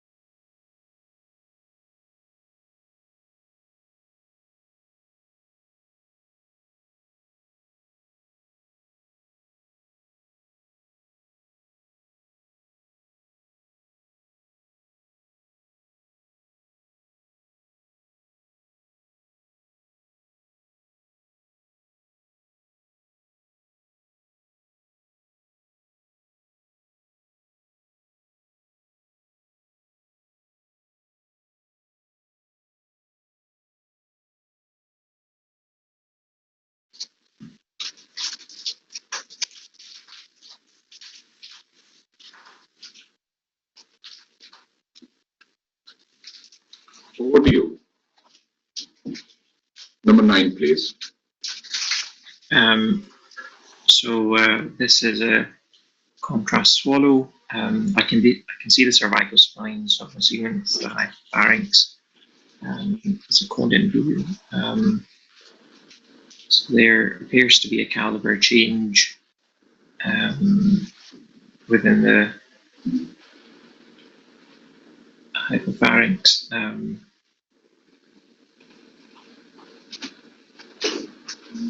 It's got quite a well-defined shape with smooth edge. I'm wondering whether there's there raises possibility of a stricture in the proximal esophagus. Okay, hint. If you see here, there is proximally, there is a bit of dilatation. Do you see this thing here, and do you see this thing here? And there is a sign here which is related to the aircraft industry. Hint from my side. Have you ever read about it? I'm not sure, sorry. Okay, so this is a classical case, and I'm sure you might not have seen it in your clinical practice, but please remember that this is an exam case. And this is a case of a web, esophageal web. And this is known as a jet phenomena. I'll come back to you. Jet as in, aircraft jet. Now, this is a viva question, by the way. What are the associations of the web? And you make a note of this. Now, basically what happens is that this is a condition in which there is, proliferation of the mucosa, and it just projects inside into the lumen, and there can be various shapes. So it can be, anterior, it can be lateral, it can be posterior. And this is what I am showing you. This is circumferential. The histological concept is that this mucosa, all layers are not involved. So the muscularis is not inside. And when there is circumferential web, then this is what can happen. And this becomes an exam case. And basically there is a bit of upstream dilatation or hold up, and then contrast goes through a small area, and that is why we call it jet phenomenon. And these are two different examples. So this is an Aunt Minnie case. Either you know it or you don't know it. You can see anteriorly there is a shelf-like filling defect. Remember these words: shelf-like filling defect. This is slightly, more advanced or a more prominent example of the same. Yes, please. This is your last case, candidate 9 and candidate 10. Please be ready after this. Over to candidate 9. So this is a contrast swallow. The condent view of the hypopharynx. There's contrast outlining the vallecula and the piriform sinuses, and then there's this well circumscribed hard pouching with a air fluid level, in keeping with the pharyngeal pouch. Whereas it's a lateral projection to see that it was. So confirmed? Yeah, Zenker is divertical. Okay, I'll take over. Well done. So you can mute yourself, and candidate 10, be ready. So now pouches in the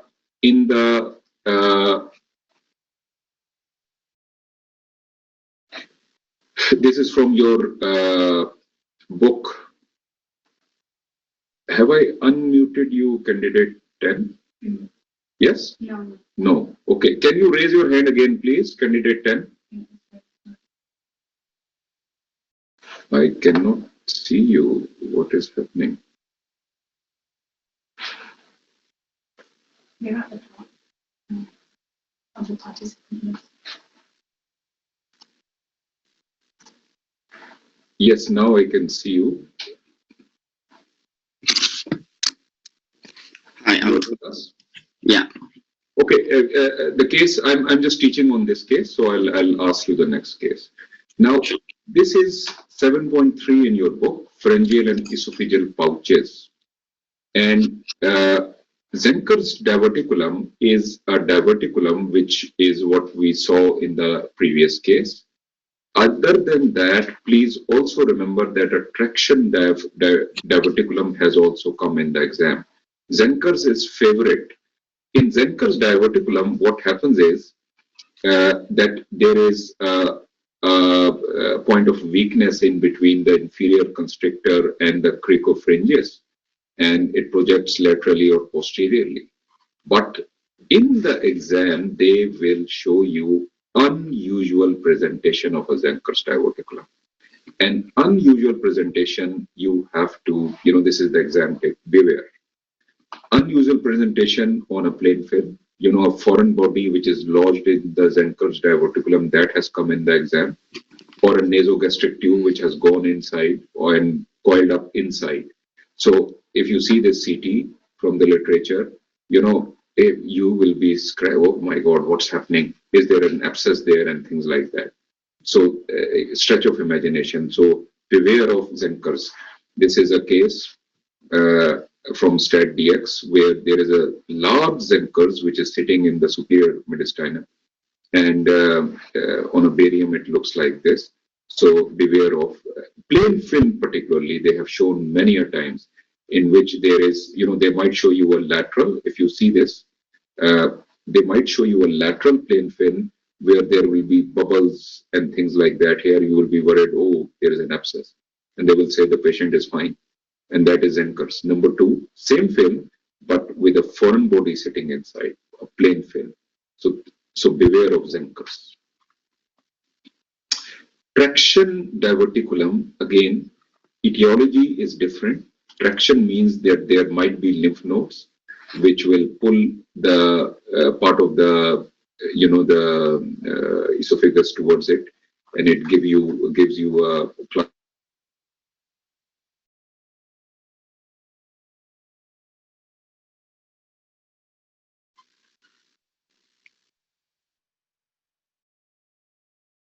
classical appearance. Usually there might be, so beware of traction diverticulum for the exam. Epiphrenic diverticulum can also be because of what we call pulsion diverticulum because of motility disorders. So this is the list in your exam, but I just wanted to show you the exam cases which have come or can come. Okay, Aunt Minnie case for what we call pattern recognition. Just give me the pattern. How will you describe this film? Over to you, please. Sure. This contrastal study of the esophagus, we're at the level of the lower esophagus. We have got some linear opacifications at the distal esophagus near the gastroesophageal junction. So look at this mucosa. Normal or abnormal? Abnormal. And how? I'm trying to hear the words. How will you describe it? So linear lucency. There's no pseudo. I'm thinking of pseudo diverticular, but at the side wall, I do not see any abnormal outpouching. Very good. So this pattern, classical description will be that it gives you a coarse or a fine granular pattern. Remember those words. You see, usually the esophagus is quite, it hasn't got, it is a very smooth, and then you see these coarse granular pattern. And this is a differential diagnosis where it is a huge list of, inflammatory, infective, etc. Because of time factor, I'm just skipping points, but I want you to develop your eyes on this. And once you pick it up, then the examiner is going to ask you differential. And then this is the differential. So the idea was just to develop your eyes on this finding. Okay, spot number 10. What is this? Nutcracker esophagus. Nutcracker or corkscrew. Corkscrew. Right. So corkscrew is tertiary contractions, and this is a motility disorder. It's an Aunt Minnie, nothing else. it should be confused, tertiary contractions of the esophagus. And here is a mix-up of two things which I just showed you. This patient has got a motility disorder, so tertiary contraction, and with that pulsion diverticulum. So pulsion diverticulum are associated with motility disorders. Yes, please. Describe this stricture. So there is a focus stricture in the mid-esophagus with smooth margin, and there is distally we have resumption of normal caliber esophagus.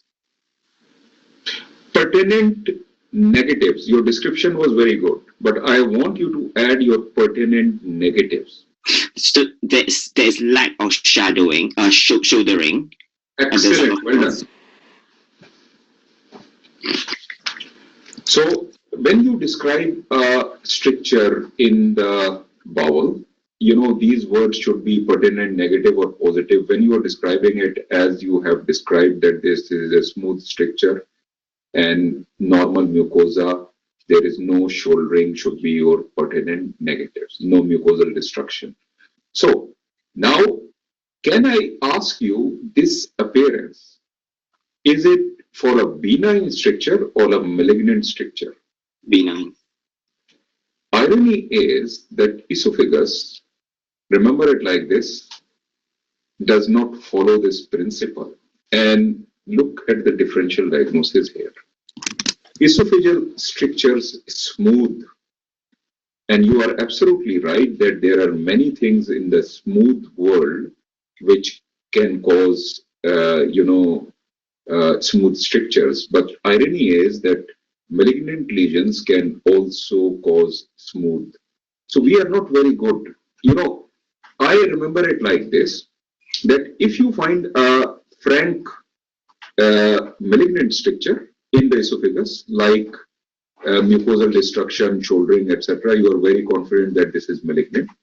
When you find a smooth stricture, you should still keep what we call malignancy in the differential, and I have seen quite a few, and particularly which are coming from outsides, some things sitting in the mediastinum, small cell carcinoma and things like that, and secondary invasion of the esophagus. Having said that, classically in the exam, they will show you cases in which, there will be benign etiology. One thing which I want you to remember is scleroderma. Now, scleroderma is an extremely important exam case. It can come as a long case. It can come in so many different, films. Scleroderma involves whole of the bowel, so they can show you, esophagus or a small bowel or large bowel. I'll show you later on. Point to remember is that esophagus is the most common site of involvement of scleroderma. Remember that. And irony is the films which come in the exam are mostly of large bowel or small bowel, because the findings there are more specific there. Now, another thing which I want you to concentrate from this book is, because this will save you something in the exam, neoplastic submucosal and extrinsic masses. What does it tell you? Extrinsic masses is the type of mass which I was telling you, mediastinal tumors. So even malignant tumors can cause smooth stricture. But I want you to concentrate on something else. These words you have to remember, but these will be key for your differential diagnosis. And the classical case, how will you describe it, candidate 10? So there's an areal indentations in the, presumably this is a lateral projection that would be posterior wall of the esophagus. If it's AP view, this will be a lateral wall. So just concentrate on your description. So what is happening? So, and the indentations is implying there is an extrinsic compressions on the esophagus. Okay, debate. So, excuse me, debate. The debate is, you have said extrinsic impression. I will take it. I will not disregard it. But the debate is, can it be sitting within the wall and projecting into the lumen? What about this idea? Because the contrast is still coating the esophageal wall. So the hypothesis is that something is sitting within the wall, and then it is, projecting into the lumen and giving you this kind of appearance. What about, do you see this idea? Okay. So you see, this thing is, you are absolutely right. When you are looking through the lumen, you cannot make out if it is coming from outside or is it within the wall. And I will teach you how to discriminate between the two when we will cover barium in the stomach, and particularly large bowel, which is important in the exam. Having said that, we are not very good in contrast studies. Is it intramural versus extramural, means extraneous? So now, debate point is, how, as an examiner, I am going to ask you the differential diagnosis. Okay, I take your point, it might be sitting outside. Now, if it is sitting outside, means it is coming from the mediastinum. Do you see anything there, any soft tissue there? No. No. So, there is nothing big sitting. So, it must be in the wall. Now, give me the differential diagnosis of this. So we have, so given the smooth margin, and we can see there's no erosions of the mucosal wall. So I'm going more of the benign etiology, like a leiomyoma. Excellent. Excellent. Now I will take over because of time factor. Well done. So if you see here, this differential will save the day for you. Read it carefully. 7.6. One of the subheadings is that this is the whole, inflammatory, neoplastic, submucosal, and submucosal. So I was going into this territory. Submucosal lesions and extrinsic masses. So submucosal lesions, leiomyoma. And your book tells you that this is the most common due to smooth eccentric submucosal mass. Calcification is highly suggestive, and it can be multiple also. Now, rare lesions, there are many words here, rare reasons, which can be a lipoma, it can be nerve sheath tumor, hemangioma, glomus tumor, solitary fibrous tumor, etc., etc. Read that. GIST is extremely important. Now, GIST is a favorite tumor for the exam. I will show you in the stomach, etc., where it is, more specific. But remember this, esophagus is the least common location of GIST. So GIST can happen anywhere in the GIT, right? But it is least common in the esophagus and much less common than the leiomyoma. And so this is an important point to remember, though it can happen. GIST can also happen outside the GIT, in the mesentery and things like that. Many organs have been reported in literature. We'll come back to GIST later on. Next time. Okay, thank you. One more film for candidate 10, and then candidate 11, be ready, please. This is your last film, candidate 10. Over to you. This is an Aunt Minnie case. Just give me the diagnosis. Esophageal varices. Excellent. So this is varices of the esophagus. You get this serpentinous filling defects, and this is how it looks like. And remember one thing, that cirrhosis will cause varices which are going from down to up, and when there is superior vena cava obstruction, as in mediastinal tumors, etc., there can be varices which can come from up to down. So these are esophageal varices, and looks like snake anaconda sitting inside the lumen here. And this is another example. Candidate 11, are you with us? If you are, please raise your hand. So I have unmuted you. And candidate 1, be ready for next, maybe I'll give you a one-odd film before we finish. So candidate 11, over to you. Sorry, I have not unmuted you. Just bear with me.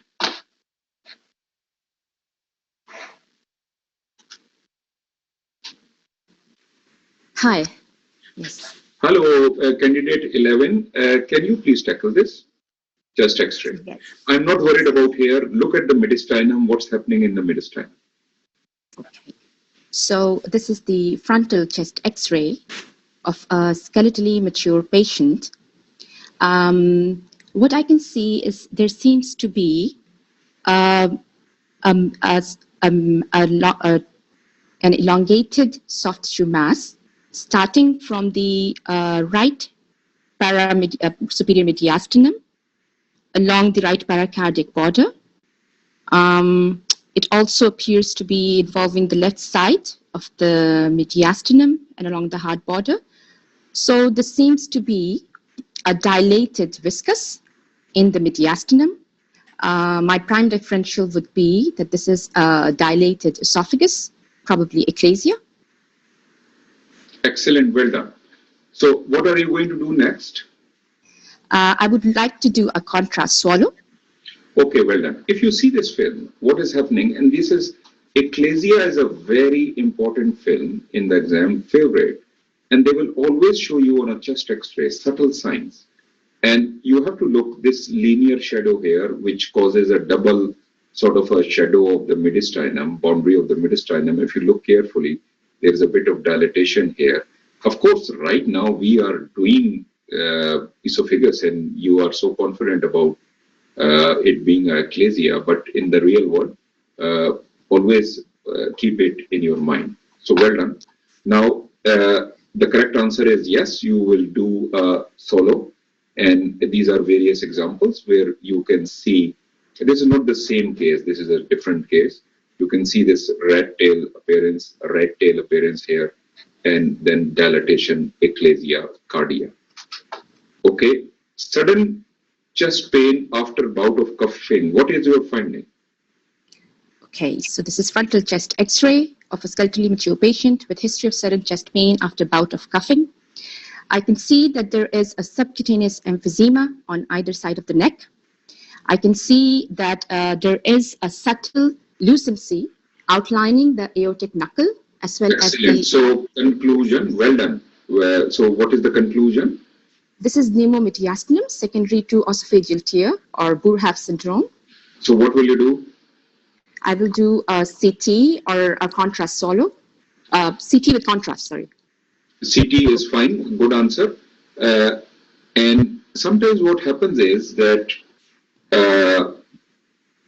we have to do a solo examination. What happens on a CT that at times anatomy is not known. You know, history is, this is a horrendous condition. I have seen quite a few.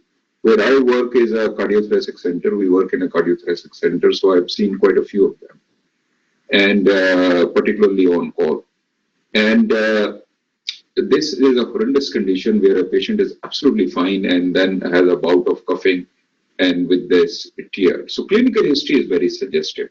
CT is the correct answer. In the real world also you do a CT scan. But many a times the surgeons, they want a bit of anatomy, you know, where is the, can you please outline where the tear is, upper or middle or whatever. So the point is, a viva question is, which I'll ask you, number 11, what kind of contrast will you use? I would use a low osmolality contrast medium. Excellent. So that's the correct answer. Well done. Where is this foreign body? This is in the esophagus because I can see the round projection in the AP film. Right. Take home point that X-ray, on a chest X-ray, a coin or a flat object orients in a coronal plane if it is in the esophagus. So that is pathognomic of a foreign body in the esophagus. Yes, please. Over to you. Can you describe this? Right. These are spot films from contrast swallow in a 70-year-old patient with dysphagia. What I can see is there is a long segment of narrowing of the esophagus with mucosal irregularity. There is shouldering, and which makes it very worrisome for aggressive lesion, a malignancy. What are you going to? Well done. I'm stopping you because of time factor. What will you do next? CT scan. How will a CT scan help you?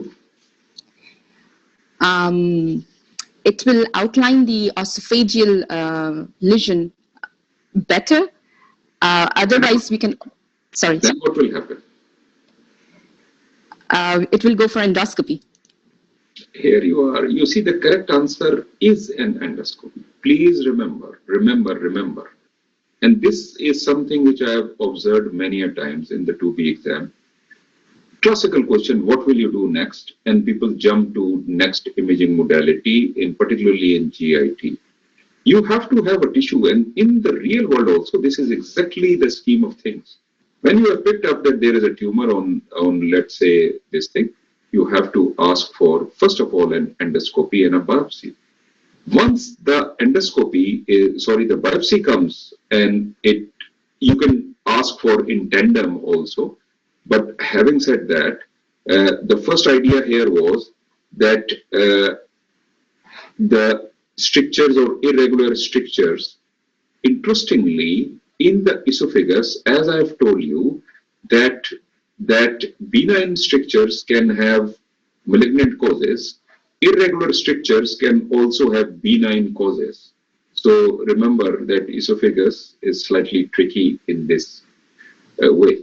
Now, suppose biopsy came out as a malignancy, it was an esophageal carcinoma. So, number 11, question to you. How will you stage this? It can be staged by endoscopic ultrasound for the T staging and CT chest to look for distant metastases. Okay, very good. Well done. Now, if you see here, number 11. Yes. Okay, I'll give you. Okay, please keep continue with us. I'll go into a bit of a teaching mode here. Sure. Now, these are key questions. A few of the tumors in GIT I am going to teach you, and many of them I am not going to teach you. Esophageal carcinoma is one of them which you should have some concepts for the 2B exam. Beyond 2B is a different world. I always divide it like this. So for 2B, I will teach you carcinoma esophagus up to extent. Now, first of all, key exam questions is that how are you going to stage it? Your answer was absolutely perfect. That for local staging, you will do a CT scan, and for a T, you go back to the basic T and M staging. So the best modality for T staging is an endoscopic ultrasound. Sometimes you cannot do it because the lumen is very tight, etc. That's a different word. Otherwise, you do a CT chest, abdomen, and pelvis, and you do an endoscopic ultrasound. With that, we also do a PET scan. Now, why a PET? In UK, we don't use PET scan the way people in USA use it. They do it for each and everything. There are a bit financial reasons also involved. But in esophageal carcinoma, the lymph nodes are extremely important, and this is an exam type of a concept. Please remember, in a lung carcinoma also, lymph nodes are so important that if a lymph node crosses to the mediastinum, in the mediastinum to the contralateral side, it completely changes the staging and prognosis in a lung carcinoma. So PET scan is absolutely critical. Similarly, in an esophageal carcinoma, there is a concept of local nodes versus non-local or distant nodes. The concept is that local nodes are end stage, but if they are not local, then we call them metastasis. That is the concept. Let me give you an example. For example, there is a tumor sitting at the gastroesophageal junction, and there are gastric lymph nodes. These will be known as local nodes. On the other hand, there are nodes sitting at the level of arch of aorta. These are non-local. These are metastasis. Similarly, if there are nodes sitting in the retroperitoneum, becomes metastasis. So for that, PET scan is done as a routine. So the answer is for TNM, T staging, CT, and M also CT, and endoscopic ultrasound for T staging, PET for particularly for lymph nodes. Now these are the rates, and at times you do a new adjuvant chemotherapy. Nobody is going to ask you. This is just for your knowledge. And combined CT and ultrasound, EUS has got quite a good 86% accuracy. Now, number 11, this is your last case. Number 1, be ready for you're going to take over. So this is a case of esophageal carcinoma. Biopsy has been done. You have done a CT scan. Tumor is sitting here. Tumor is sitting here. Is it operable or not on CT criteria? Okay, this is spot images from contrast enhanced CT. I can see the esophageal lesion. It is in contact with the aorta, but the contact degree is less than 90. However, I do see that it is in close approximation in the subcarinal region. The right and left main bronchus seems to be spared, so I think this is operable. Okay, thank you very much. You can mute yourself. Well done. But this particular case, audience, I will come back to this case, right? So we will debate this case. Now, let me take over. And you see, in esophageal carcinoma, please remember there is no serosa. So tumor can go right and left into various organs, because serosa in a way confines a tumor in rest of the GIT, but here there is no serosa, there is adventitia. And this concept is what I was, non-regional nodes is considered metastasis. Now, with that background, see here, I just want you to concentrate on T4 tumor. This is T and M staging. T4 stage, T4A, T4B. Some of them are still resectable and some of them become unresectable. Now, if it goes into the pleura, into the pericardium or into the diaphragm, it is still resectable because you can remove that part of the pleura or pericardium or diaphragm as well as the tumor. Unresectable tumor that invades other adjacent structures such as aorta, vertebral body, trachea, etc.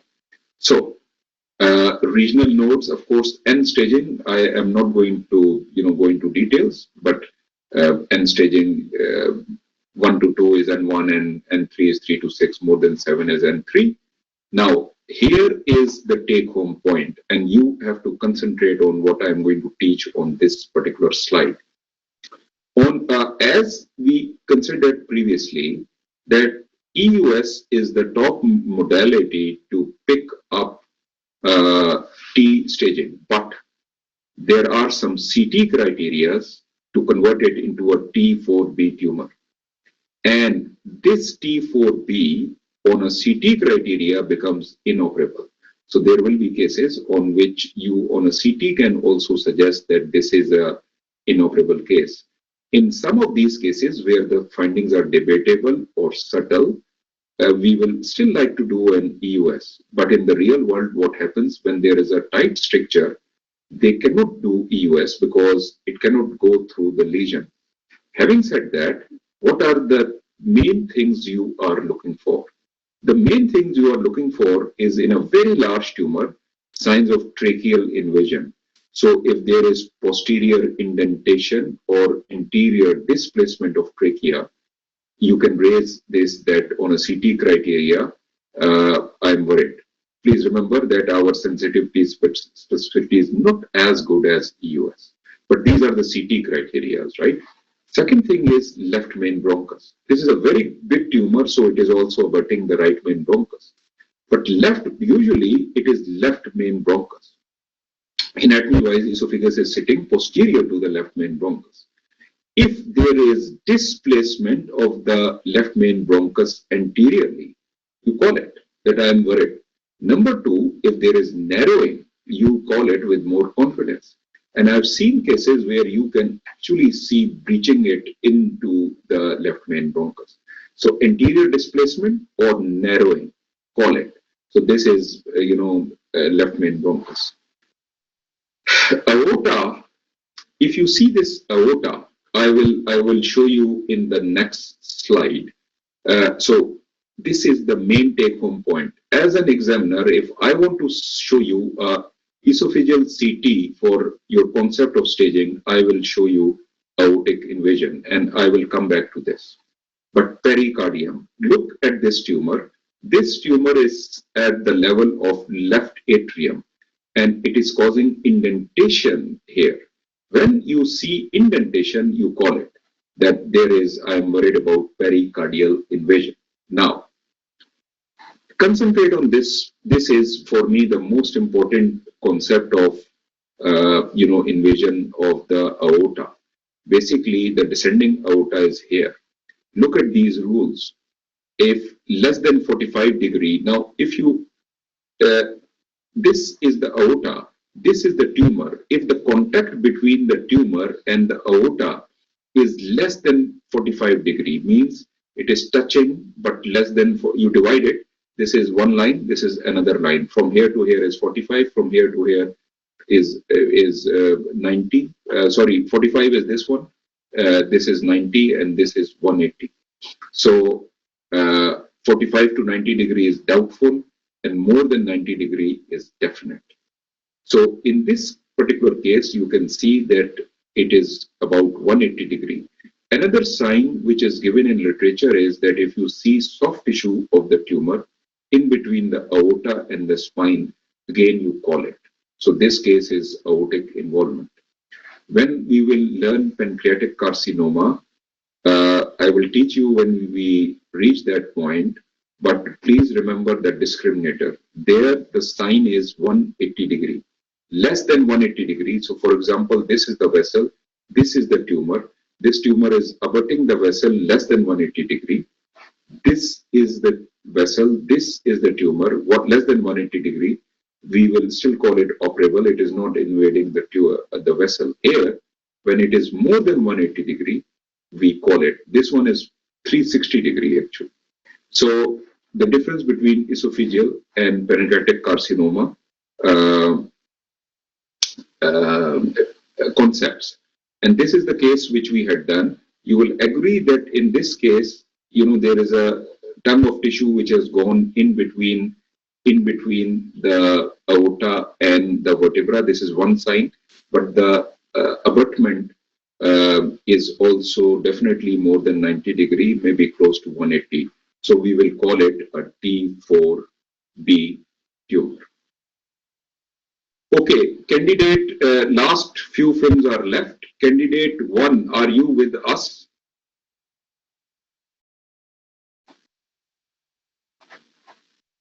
I think 2 films are left, if I'm not wrong. Staging, what do you think? Okay, just concentrate on these 3 slides. Esophageal carcinoma staging. So there is contact with the descending thoracic aorta of about 45 degrees. It's also inseparable from the left atrium. What is your conclusion? So T4? T4, excellent. So if you see here, now this is the, if you divide it here, this will be 90, so maybe it is 90. And even if the patient is a young, here if you look carefully, there is a bit of fat plane in between. So you are not going to call it. Here it becomes, in that territory. in a young patient, what we do is we must do EUS also. We are wrong many a times. But what we are learning is that this is the CT criteria with a small print disclaimer that we are not perfect on CT, but we have to call it on CT criteria. Now, this indentation here means pericardial invasion, but as I told you, it will be a T4A tumor. Here is T4B tumor. This is operable, this is inoperable. I think last case of the day, yes. So you've got the last case of the day, number 1. Over to you. So there are multiple intramural diverticulosis. Yeah. So pseudodiverticulosis of the esophagus. Okay, so this is a Aunt Minnie case. An Aunt Minnie case is that if you have seen it once, you will pick it up. You can mute yourself. Actually, this is the last case, and after this, we will end the session. So if you see it once, you will never miss it. Otherwise, you will be absolutely, searching for answers. This is a benign condition where what is happening, pathologically speaking, there is deep mucous glands, the excretory glands of deep, the mucosa. The ducts of them, they get dilated. And these ducts are in communication with the lumen. So when the patient drinks barium, that goes into those dilated ducts. And when you see them in a profile, they project like this, and on they project like this. And this is what we call intramural. So intramural pseudodiverticulosis. It's not going outside the wall. Interestingly, please remember that barium is more sensitive than endoscopy. Interesting. Because when they do endoscopy, many a times these openings might not be visible to them. So we are much better. With intramural pseudodiverticulosis, you will find strictures. Usually these are benign, and at times they can be malignant also. And this condition is also associated with many other types of diseases. So this is intramural pseudodiverticulosis. Right. So as I told you last time, the feedbacks, the number of feedbacks, as I've told you, in what, we always say that there is no teaching without feedback. So if you are, my concept is that if you have attended a teaching session, you must give a feedback. And so I urge you, all of you, to please give a feedback. And whatever, anything you want us to do, things like that, you can put there.